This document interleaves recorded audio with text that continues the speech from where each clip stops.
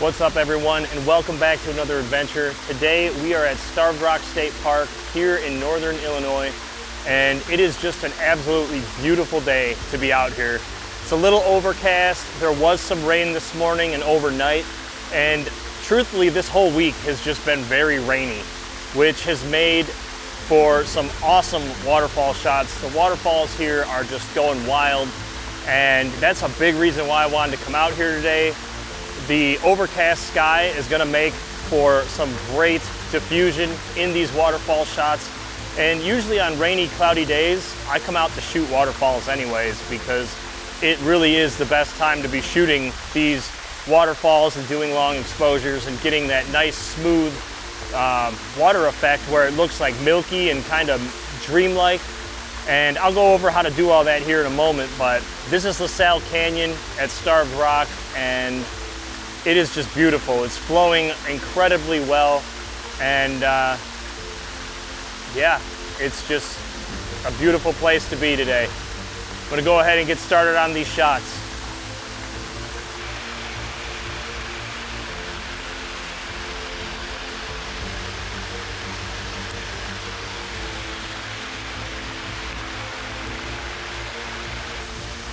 So I just finished setting up my camera. Today I'm using the Nikon Z7 II with the 24-70 2.8S lens. And on the front of it here, I'm using the Lee Foundation kit with a Lee 6-stop solid neutral density filter. And what my goal here is to capture an image of this waterfall, but give it that dreamlike flowing water effect that you see in a lot of my images. And this is exactly how I do that. What I'm doing is I've set the camera up on a tripod using the base ISO, which is ISO 64 on the Z7 II. I've gone ahead and used this solid neutral density filter to darken the scene so I can increase the exposure length and effectively take a longer exposure in broad daylight.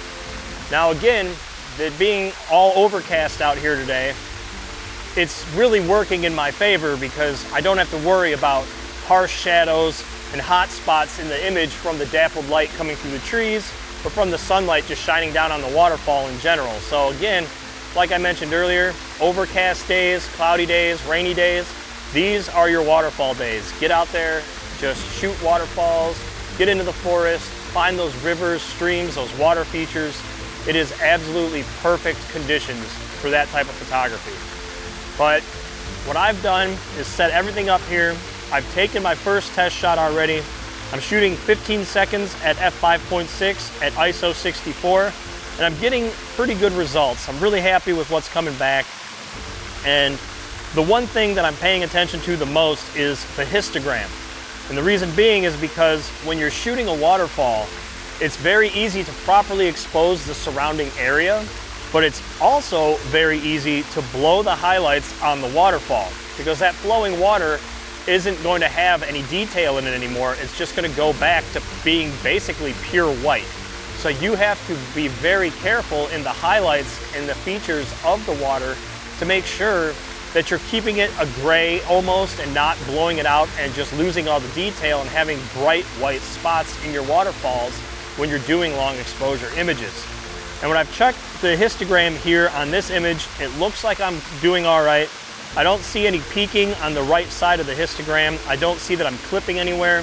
I do have the blinkies, which indicate that I've overexposed an area of the image. I do have the blinkies turned on the back of the camera here, and nothing is blinking, so it's telling me that I've got a properly exposed shot. I'm gonna move around a little bit and probably try to get behind the waterfall, swap some lenses out here, and just really play around in this area, because this is one of the most beautiful waterfalls in Starved Rock. LaSalle Canyon is really almost the iconic waterfall of Starved Rock. It's just so beautiful here. You really can't go wrong when you come out here and visit this waterfall. But I'm gonna move around a little bit. I see some other compositions. I wanna get going here because it does look like it might rain. The sky is coming up dark, and I don't wanna be caught out here in a torrential downpour. So I'm gonna move around a little, and we'll see what other compositions I can come back with.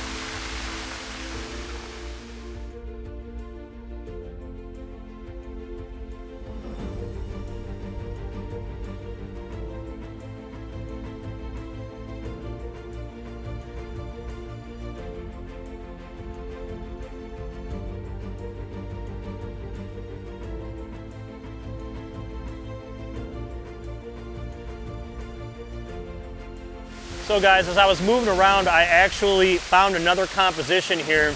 I really like how the edge of this waterfall leads right into the water flow and down into this big cavern area. It just looks really nice. The flow of all the elements in the composition just works really well. And then getting a little bit of these green leaves and all this foliage up top really looks nice in this composition. One thing I forgot to mention earlier, however, when I was talking about using solid neutral density filters, is that there is a bit of a trick to using them, and I caught it when I went to move to this new composition. What it is that as you move, your focus point is actually going to be changing as you move compositions, which we would all expect. However, your autofocus system in the camera isn't always going to work depending on the strength of solid neutral density filter that you're actually using. In this case, I'm using a 6-stop with a circular polarizer, so I'm probably closer to 7.5, maybe even 8 stops. So what I have to do, and what you might have to do if you're out doing this same type of photography, is remove the entire filter from the front of the camera, and then go ahead and use your autofocus to lock a focus point, and then put your filter back on the front of the lens. Now, the best recommendation I have for making this as seamless and easy as possible is to use what's called back button focus. And when you're using that, you're basically just pushing the button on the back of the camera to lock your focus point, and then the shutter release only takes the image. It doesn't actually activate the autofocus anymore. So when you do that, you lock your focus point with the rear button, and then you're actually taking the image with the front and not turning that autofocus back on, so that the camera isn't fighting to try to find that focus point again with the neutral density filter on. Just a recommendation.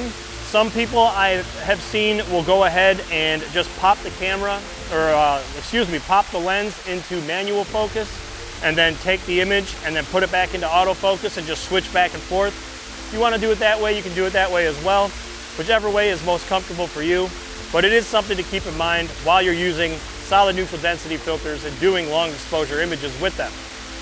So I'm going to get a couple more shots of this composition here, and then I think I'm going to switch lenses and try to get behind the waterfall in this cavern and get a shot looking out into this valley behind it. And then I think I'm going to call it a day. It's been a pretty good day out here shooting the waterfall. I'm really happy with the results I've gotten so far, and you know, it's been a great day out here at Starved Rock. I'm going to go ahead and get started on these compositions, and I'll be showing you guys the results here in a minute.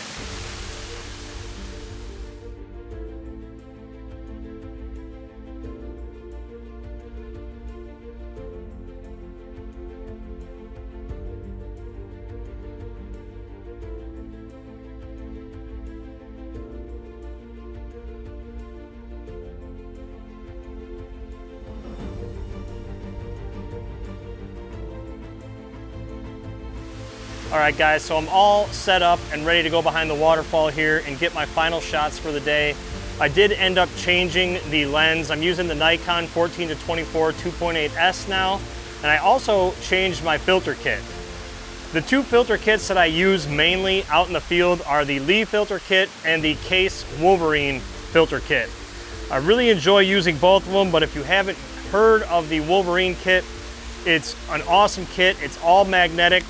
Everything pops right together, snaps right onto the front of the lens, and you're ready to go. They make all the same filters, so you got a circular polarizer, 3, a 6, and I think a 10-stop neutral density.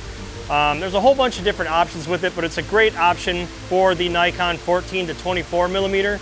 And the thing that I really like is that Nikon actually includes this lens hood that accommodates these filters. Makes it super easy to get this on and off. You just put it on and twist. You're all set and ready to go. So I'm gonna jump back there. I'm gonna get these shots real quick, and then I'm gonna pack up and head out. There are some other photographers here, and I don't wanna hog the waterfall or be the guy that's blocking everybody's shots. So I'm gonna go ahead, get this started, and then I'll show you guys the final image here in just a moment.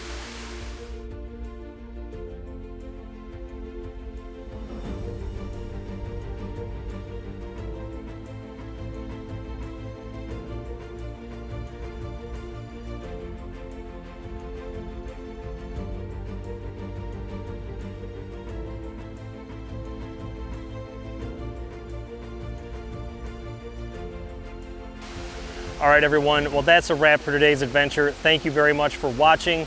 Please like, subscribe, share, help support the channel and help the channel grow. I very much so appreciate it. And stick around because we're going to be going on a lot more adventures here at Starved Rock State Park and Matheson State Park, which is actually right next door to it.